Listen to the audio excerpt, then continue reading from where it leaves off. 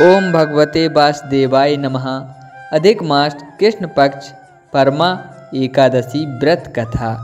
युधिष्ठिर बोले, हे जगतपते, अधिक मास के कृष्ण पक्ष की क्या कथा है, उसका नाम और विधि क्या है, सो कहिए। श्री कृष्ण जी बोले, हे राजन, मनुष्यों को सुख और मोक्ष देने वाली पवित्र और पापनाशनी एकादशी का नाम परमा है। पहले जो शुक्ल पक्ष की एकादशी की विधि मैंने कही है, उसी की तरह इसको भी करना चाहिए। अब मैं कथा कहूँगा। सुमेधा नाम का ब्राह्मण था। उसकी स्त्री का नाम पवित्रता था।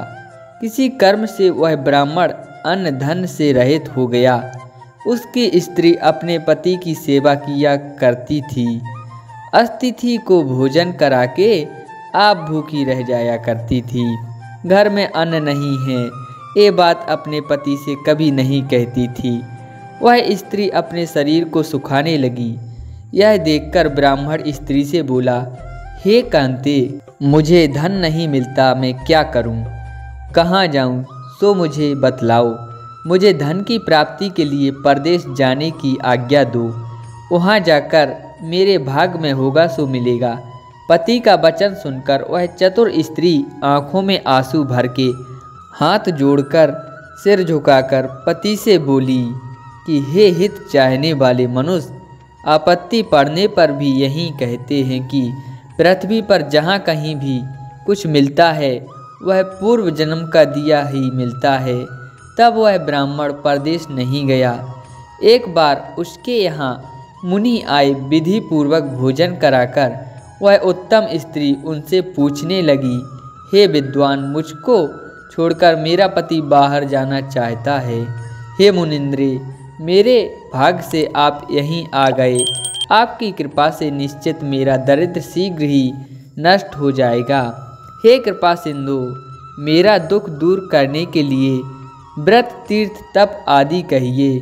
मुनीश्वर ने उस सुशीला का वचन सुना तो उनसे बोले कि अधिक मास के कृष्ण पक्ष में भुक्ति, मुक्ति और पुण्य को देने वाली सबसे उत्तम परमा नाम की कमला एकादशी है। उसका व्रत करने से मनुष्य धन धान से युक्त होता है।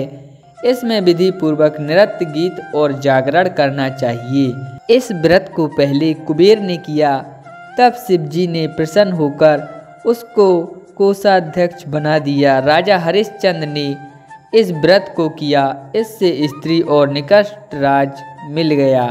ऋषि के इस तरह कहने पर अधिक मास में पति के साथ स्नान करके ऋषि के कहे अनुसार इस व्रत को किया।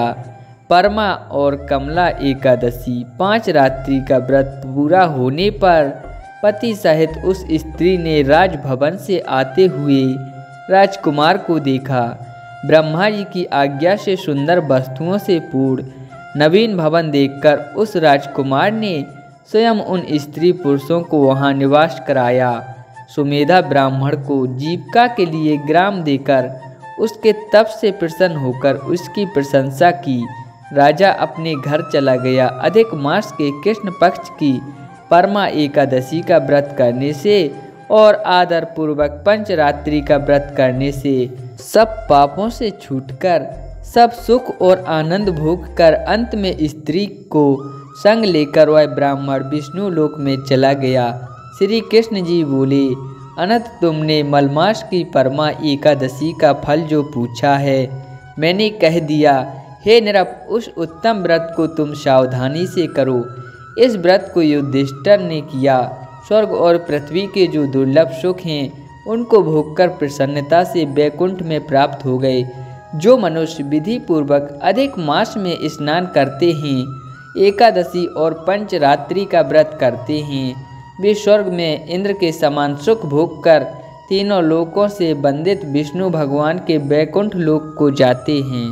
इसी प्रकार जो भी नर विष्णु भगवान की इस पौराणिक कथा को कहता अथवा सुनता है, भगवान श्री हरि की कृपा से वह भवसागर में गोता कभी नहीं खाता।